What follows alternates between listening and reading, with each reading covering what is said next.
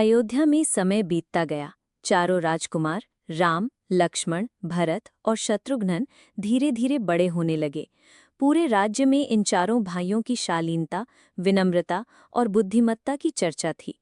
सबसे बड़ा राम था, जो जन्म से ही शांत, गंभीर और तेजस्वी था। लक्ष्मण सदा राम की सेवा में रहता और उनसे अत्यधिक स्नेह करता। भरत शांत स्वभाव का था और शत्रुघ्न भरत का प्रिय अनुयायी बन गया। राजमहल में सभी भाई मिलजुल कर खेलते, पढ़ते और अपने गुरुजनों का सम्मान करते। उन्होंने वेद, शास्त्र, धनुर्विद्या, युद्ध कला और राजनीति की शिक्षा प्राप्त करना शुरू कर दी। राजा दशरथ ने उनके अध्ययन के लिए श्रेष्ठ आचार्य वशिष्ठ को बुलाया। राजकुमारों की शिक्षा का प्रारंभ महर्षि वशिष्ठ के आश्रम में हुआ। गुरुकुल जीवन में राजकुमारों ने कठोर नियमों का पालन किया। सुबह जल्दी उठकर यज्ञ, ध्यान और फिर गुरुओं की सेवा करते। दिन में वे ग्रंथों का अध्ययन करते और शाम को शस्त्र विद्या सीखते। राम अपने ज्ञान, शौर्य और शिष्टाचार से सभी को प्रभावित करने लगे। लक्ष्मण सदैव उनके साथ रहता, जैसे उनकी छाया। भरत और शत्रुघ्न भी अपनी शिक्षा में निपुण होते जा रहे थे। सभी गुरुजन इन चारों राजकुमारों से प्रसन्न थे। वे एक दूसरे से अत्यधिक प्रेम करते और सदैव एक दूसरे की सहायता करते। इस प्रकार अयोध्या के चारों राजकुमारों का बचपन अनुशासन, ज्ञान और स्नेह से भरपूर बीतने लगा। इस दौरान राम का व्यक्तित्व सभी में अलग ही चमकने लगा। उसका व्यवहार, दया, साहस और नेतृत्व गुण धीरे धीरे प्रकट होने लगे, जिससे ये आभास होने लगा कि वो कोई साधारण बालक नहीं है, बल्कि उसका जन्म किसी विशेष उद्देश्य के लिए हुआ है। अयोध्या का वातावरण आनंदमय था और प्रजा गर्व से कहती थी, हमारे भविष्य के राजा राम होंगे। राजकुमारों की शिक्षा पूर्ण हो चुकी थी।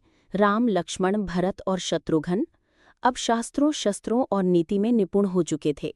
अयोध्या में सभी लोग राम के गुणों की प्रशंसा करते नहीं थकते थे। उनका संयम, साहस और दया पूरे राज्य में प्रसिद्ध हो चुकी थी। एक दिन अयोध्या के राजदरबार में महान ऋषि विश्वामित्र का आगमन हुआ। उनका तेजस्वी रूप, जटाएं और दिव्य तेज देखकर सबने उन्हें सम्मानपूर्वक प्रणाम किया। राजा दशरथ ने उन्हें बैठने के लिए आसन दिया और विनम्रता से आने का कारण पूछा।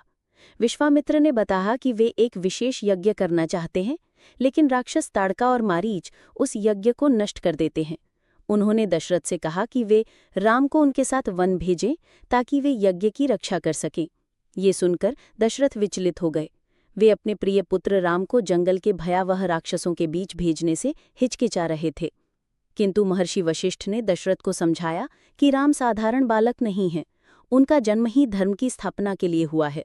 महर्षि विश्वामित्र जैसे महान ऋषि का मार्गदर्शन राम के लिए एक सौभाग्य की बात होगी। दशरथ ने आंखों में आंसू लिए राम को बुलाया। राम विनम्रतापूर्वक ऋषि विश्वामित्र के साथ जाने को तैयार हो गए। लक्ष्मण, जो हमेशा राम की छाया बने रहते थे, उन्होंने भी जिद की कि वे राम के साथ जाएंगे। दशरथ ने दोनों को आशीर्वाद दिया और विदा किया। राम और लक्ष्मण ऋषि विश्वामित्र के साथ वन की ओर निकल पड़े। तीनों ने जंगल के मार्ग पर तेज कदमों से यात्रा शुरू की। आकाश में सूर्य की रश्मियां उनके ऊपर पड़ रही थीं, जैसे स्वयं देवता भी उनकी रक्षा कर रहे हों। ये यात्रा केवल एक राक्षस वध की कारण नहीं थी, बल्कि राम के महान जीवन की शुरुआत थी।